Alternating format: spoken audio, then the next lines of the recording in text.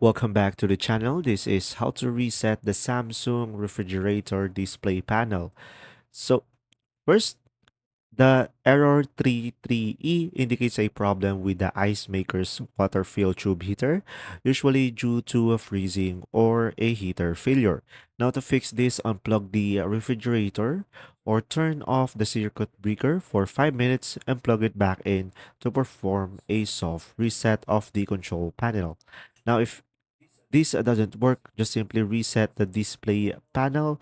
So just simply press and hold energy saver and lightning buttons together for 8 to 10 seconds until you hear a chime, and this clears the error from the display. Now you could also check the ice maker area.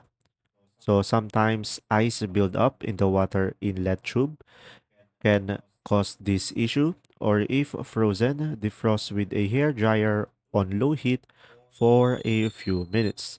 Now just simply turn the unit back on and wait to see if the error returns. If it doesn't, the fill tube heater may need replacement. There goes, see ya.